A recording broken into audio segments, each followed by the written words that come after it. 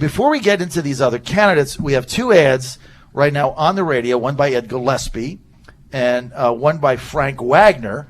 And so this is advertising time, not paid ads now. We're just going to do like the cable TVs do. We'll get the ads on, and then you guys can evaluate them. Michael back at the studio. Let's play first the Ed Gillespie for Governor radio ad. On Election Day, in races up and down the ballot, voters soundly rejected the failed liberal policies of the past 8 years. Americans chose a path of prosperity, economic growth, and job creation.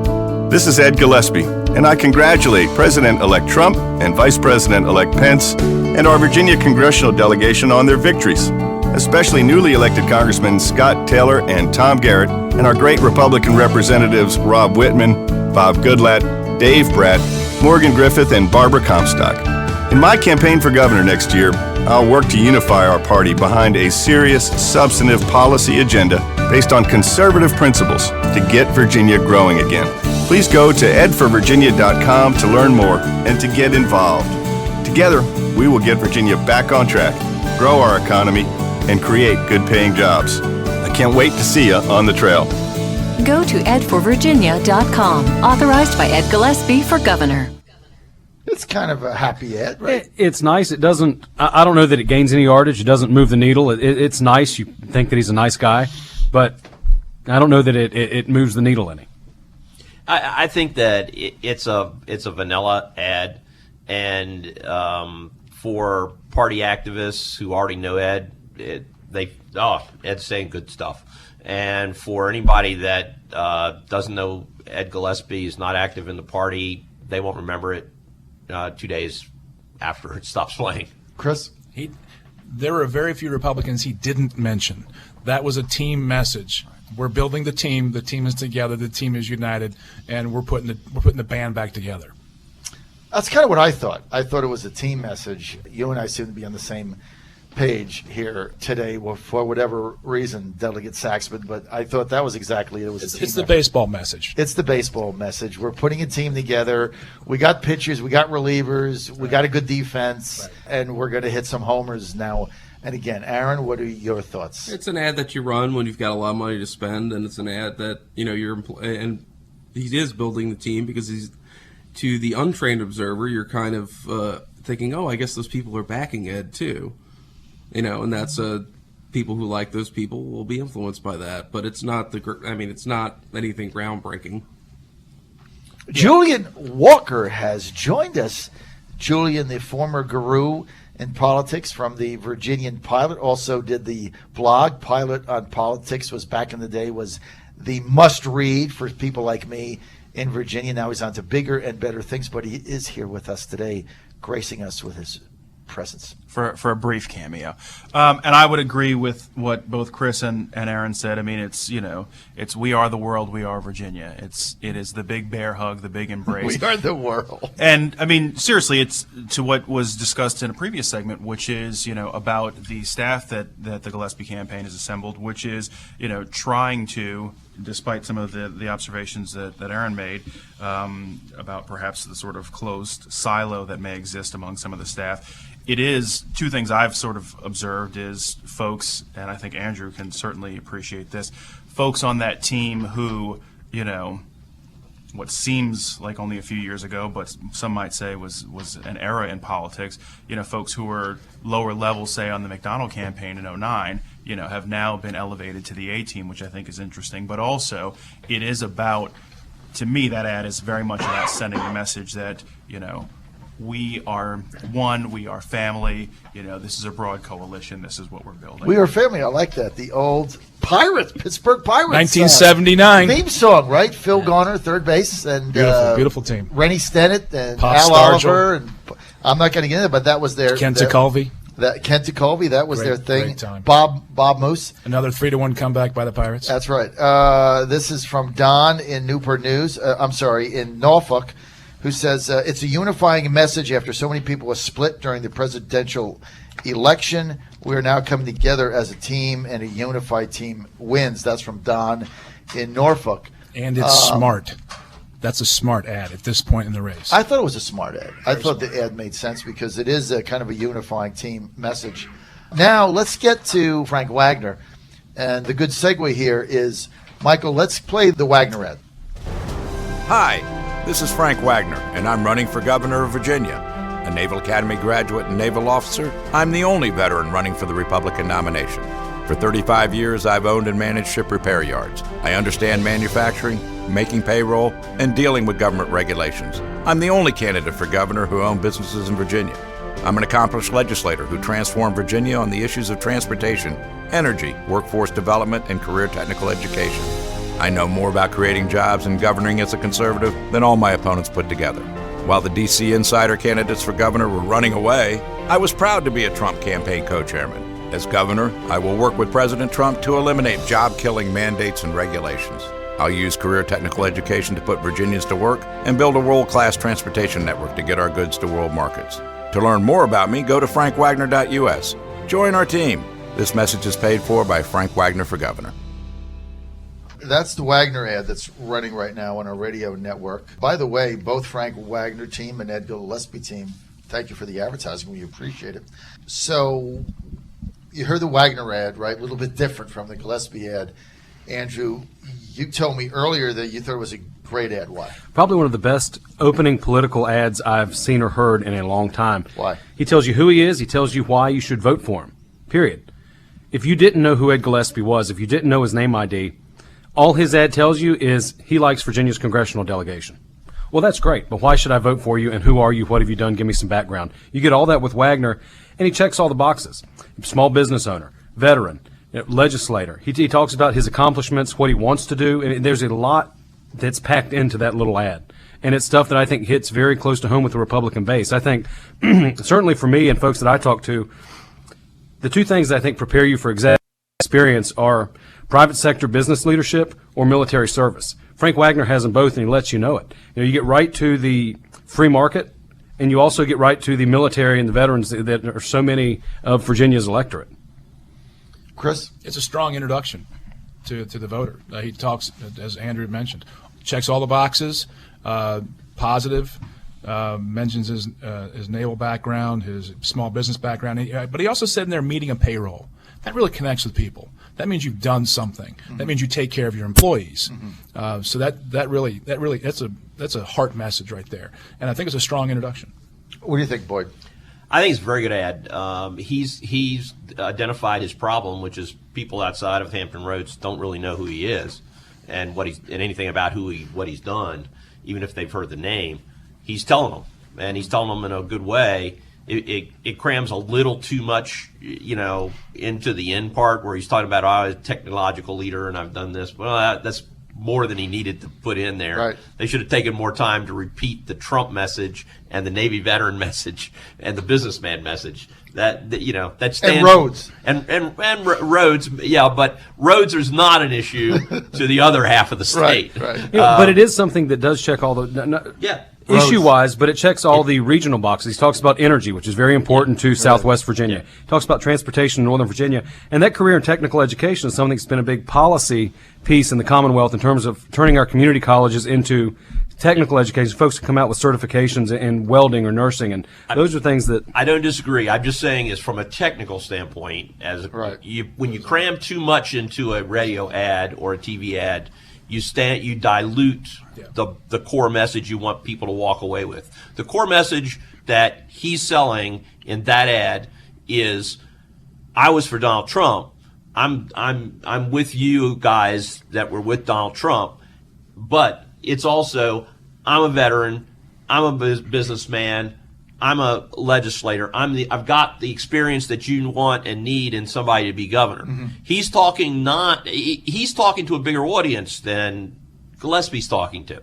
Gillespie's audience was really just reminding the Republicans that he assumes already knows who he is, that he's in part of this team thing. What do you think? Wagner is got to introduce himself to Wagner's people. introducing. So he had a different objective. He's introducing himself to the core Republicans outside of his area, and he's reaching out to everybody else that's listening. Right. He's telling all those people that aren't core Republicans something about him that might get them involved. right, let's get to Julian Walker. What do you think, Julian? And I think several of the observations are spot on and consistent with my take on this. I think it was introductory. I think it was biographical. I think to Boyd's point, both just a moment ago and in the previous segment, I think that it packs a lot into that suitcase. And so my question becomes, is it memorable? Are the takeaways that Frank wants the audience to sort of hold on to, do they stick with you on the drive here? I listened to that ad in the car on the radio as I was listening to the John Fredericks radio show. And Thank you. Absolutely. Plug alert. Hashtag plug alert. And I thought some of those things, I thought great ad, but there's so much in that ad. Am I going to remember, if I don't know who Frank Wagner is, am I going to remember all of these things? I think Chris made a great point, though. That payroll line I thought was really, really smart, and that resonates with people. Again, just to contrast that with the Gillespie ad, I think, again, Gillespie, to the point Boyd made in the previous segment, Gillespie, because of the name ID by virtue of his previous statewide run, I think there is an inherent assumption in his ad that people, particularly the audience that's listening to the John Fredericks radio show, hashtag plug alert ×2, know who he is, whereas with Frank, he's trying to reach out beyond his base that is Hampton Road centric. You know what else jumps out at me, John, is Frank's ad is an ad that he could run on any radio station anywhere in the Commonwealth. Ed's ad is very tailored to your audience. Interesting. Chris? I think the question you pull back from this is, who did you Google? Who did the audience go and Google after they heard the ads? Wagner. Right. Right. Because you wanted to know more. Right. Yeah. All right, so let's get to the Wagner candidacy. We got 2 minutes. Aaron, does he have a shot? He does. He's going to bring money to the table. The question is how much. Obviously, as we were talking a little bit about this off air, he can raise money for a Senate account and transfer it over to his governor's race. Not during session. Not during session. Not during session, that is true. But he also, he's got personal wealth. He's not typically known in Hampton Roads as a strong conservative, but, a lot of people around the state don't know him, so he can create, be more conservative to rural areas if that's his message. He appears to have the beginnings of a pretty good message I took away from the ad: jobs, veteran, appealing to the Trump honeymoon with the Republicans right now. But yeah, he's got a shot, and he's also going to be very strong in Hampton Roads, and that's a regional base that's important. And that's important, Aaron. You said win or lose, he's either going to be the candidate for governor or he's going to keep his chairmanship of the Senate Commerce and Labor Committee. So he's going to be able to raise money. From the lobbyist community, there's no incentive not to give to him because one way or another we're going to be working with him. Yeah. The question is, does he get attacked for raising money for transportation? If Ed doesn't hit him there, what does it say about the issue of raising money for roads? Mm-hmm. Well, and if the Republicans embrace that, which they did, and it's off the table, that's huge. But Ed cannot hit Frank Wagner for raising money for transportation. Right? We say raising money, but this is somebody who's running tax on increases. Yeah, a platform with tax increases in a Republican that's primary. Off the table for Republicans in a primary. That's huge. But it's also, I think there's another interesting point here, which is one thing that President-elect Trump has said repeatedly is infrastructure spending, both interior infrastructure spending and military investment.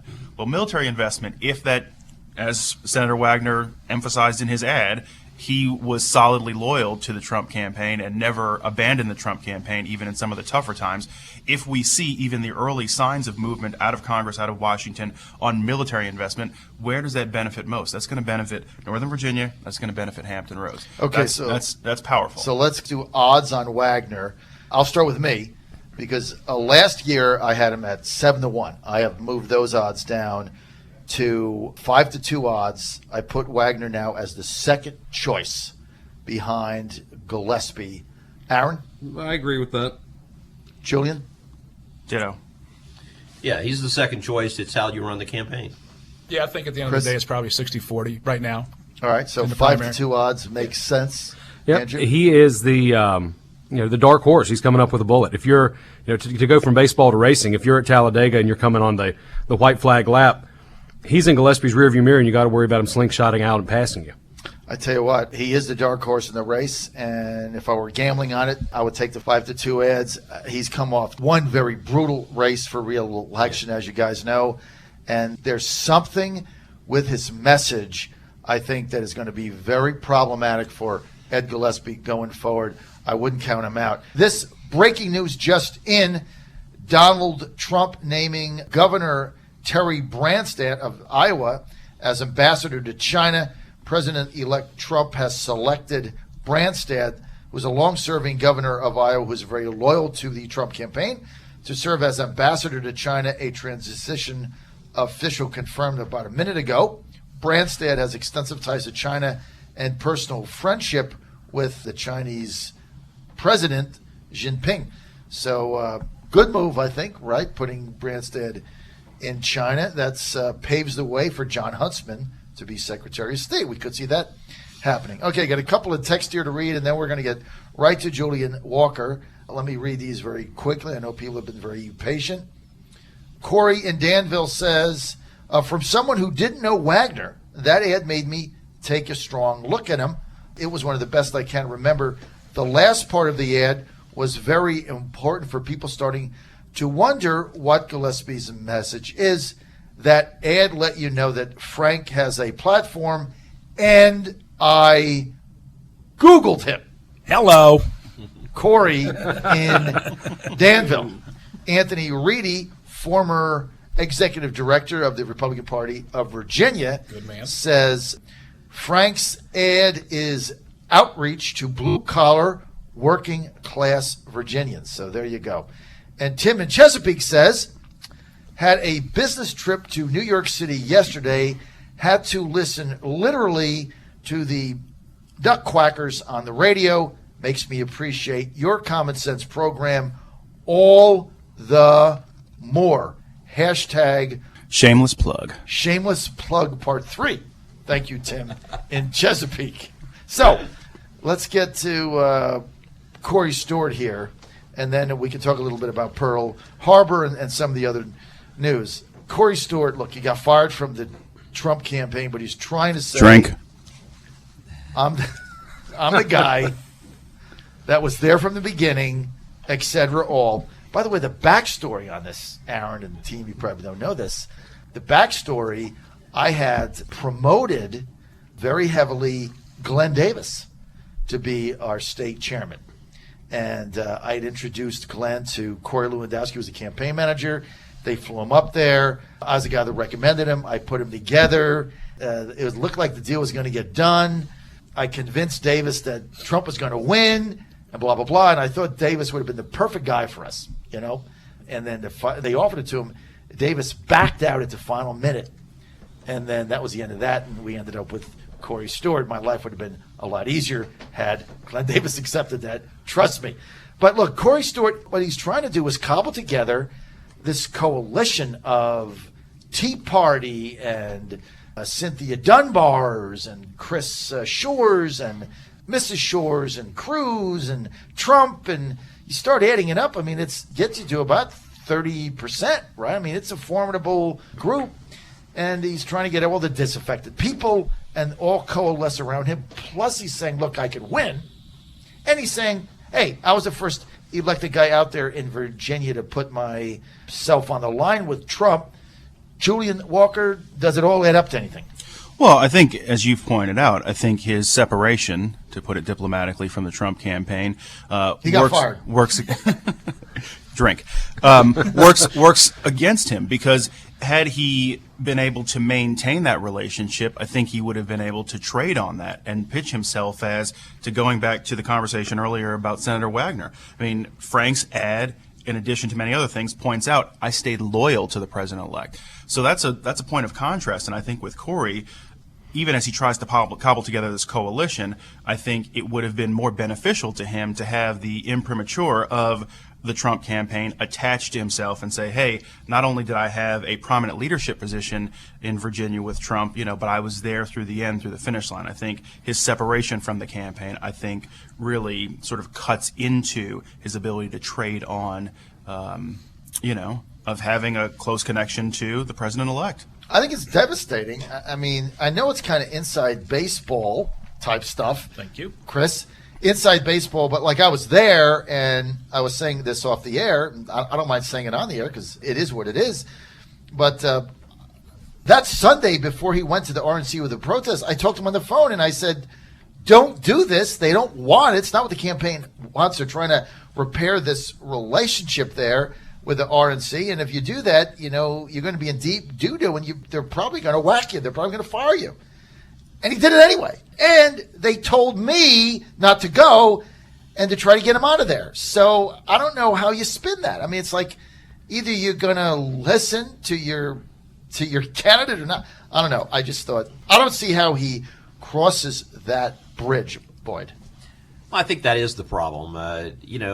Corey Stewart has always run his political career being the outsider, doing the really most aggressive. You sit around a campaign table and you throw out 5 or 6 ideas. He grabs the most aggressive, way out there idea and he runs with it. And and I think that's been part of his. That was part of his problem. He couldn't figure out when it was time to stop running with the idea and to just stay a little bit in the mainstream. So I think it's going to be a lot of a problem for him. Now on the other side, he has a base in Prince William County. He is knowledgeable about Northern Virginia issues. Mm-hmm. He is clearly a spokesman for the folks that are the most anti-immigration in the Commonwealth. There is a base there, but how is he going to compare over the long run of this campaign when you're going to be judging him against the other candidates? Because it's never a vacuum. And I think just quickly, Donald Trump ran as, use whatever label you like, insurgent, renegade, maverick. There's an appeal to that. But when you are perceived as the guy who's the insurgent from the insurgent, when we contrast that again with what we said about Gillespie, the team message, you've got a guy in Corey Stewart who, couldn't even stay united with the guy who was the insurgent. He's such a free spirit, that he's going to deviate from even, the off-center playbook. The question becomes, how much stock can you put in someone, who is so, independent that you can't even stick with the script with someone whose brand is independence and distinction from, the rest of the pack.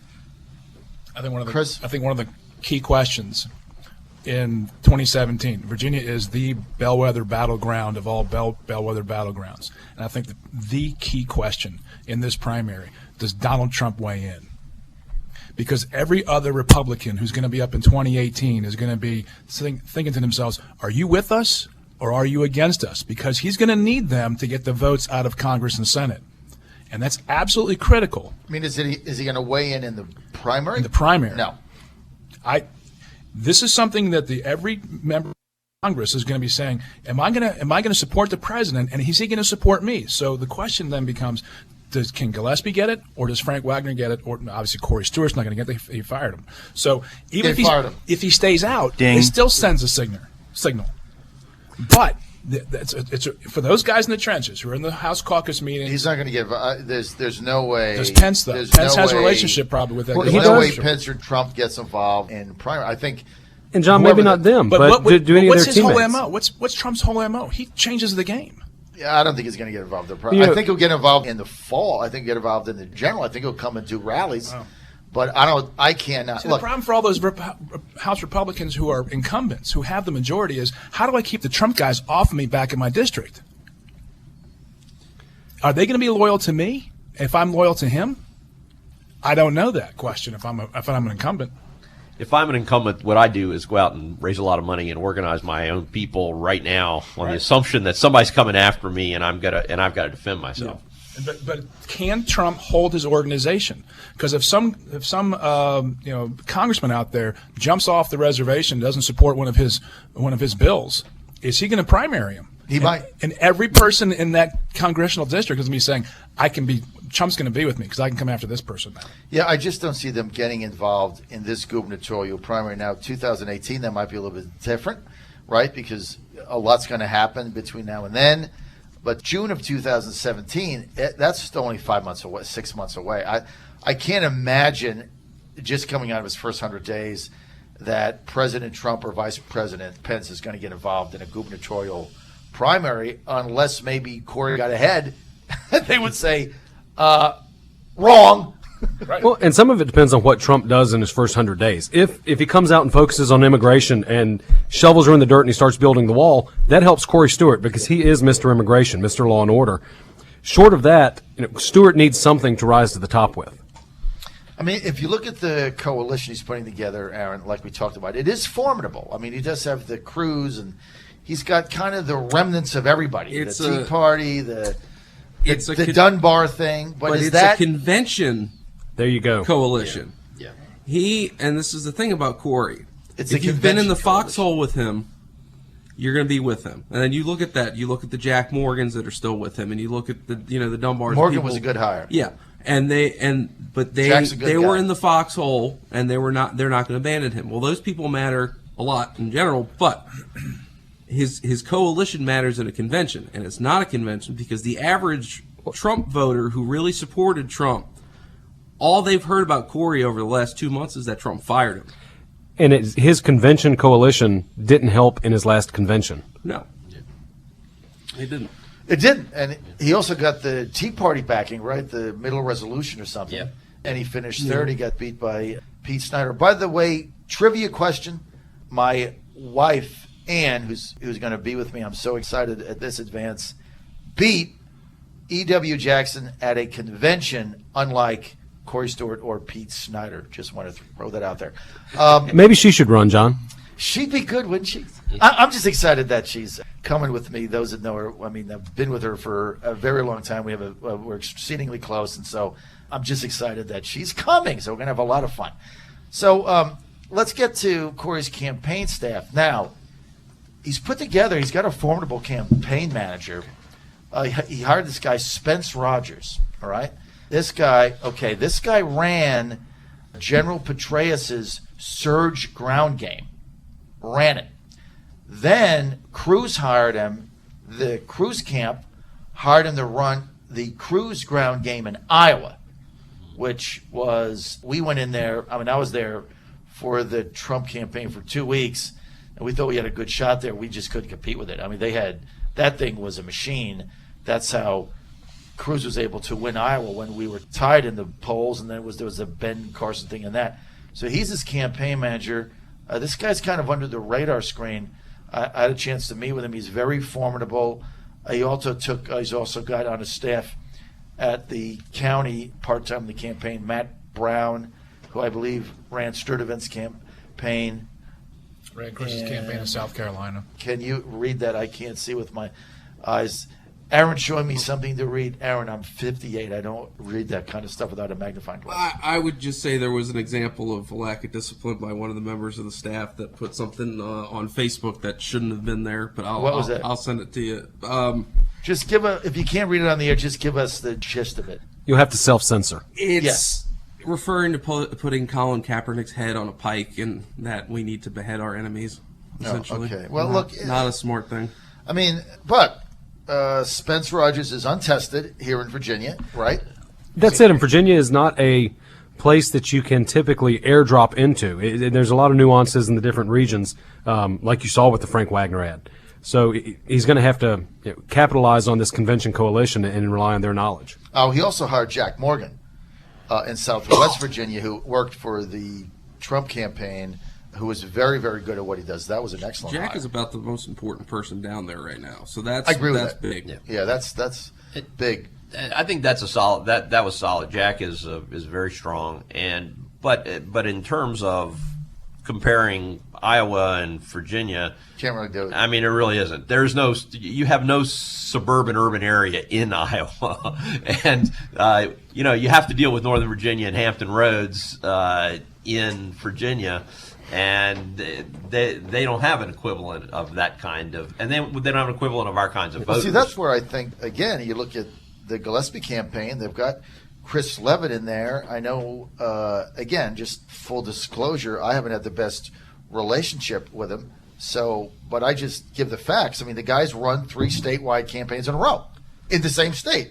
Spence never stepped foot in Virginia until Corey hired him. And can Corey raise money? I don't know that. What's the answer to that? Well, he certainly can raise money from developers in Prince William County. Right. Right. Beyond that, I don't know either. He did raise $1 million in his lieutenant governor campaign. Yeah. If his platform is a strong anti-immigrant platform, Iowa has that electorate, which is very prominent. Steve King, Right. out there, and Tom Tancredo did well there. That's right. Does that translate here? I don't think so.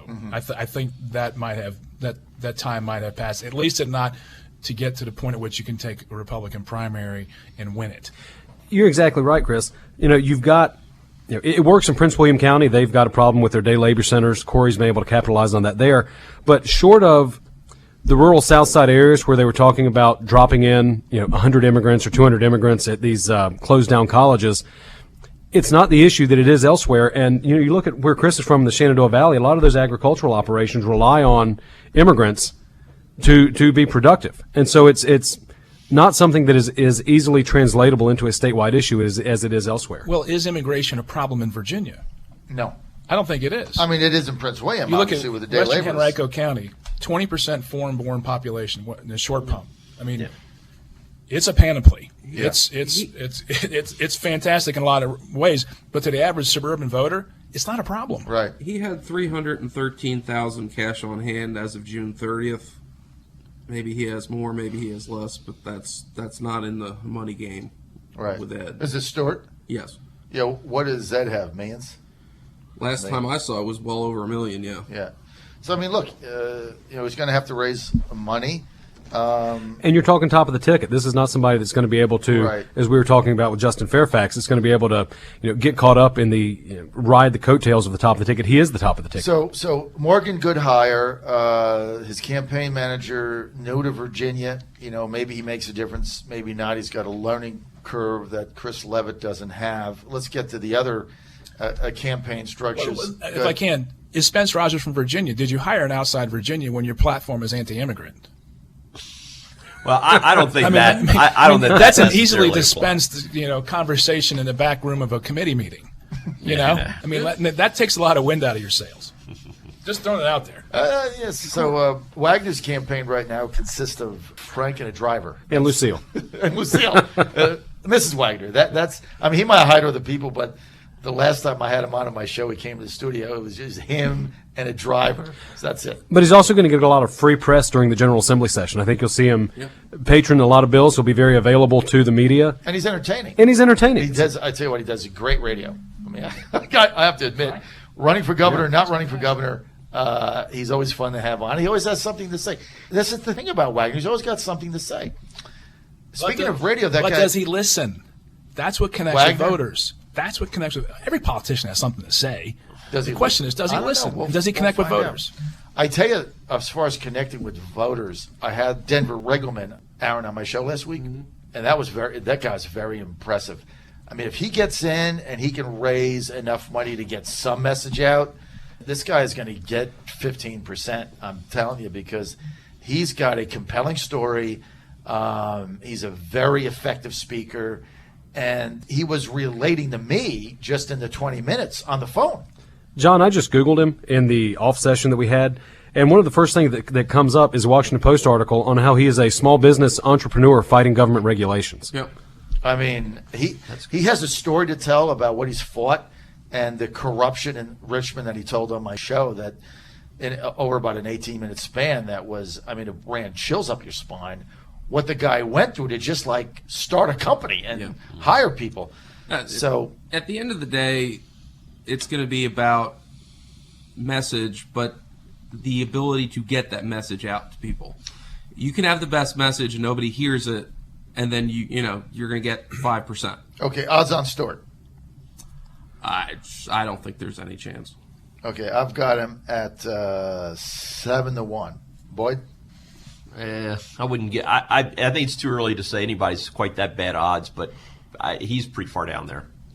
Chris, very low double digits.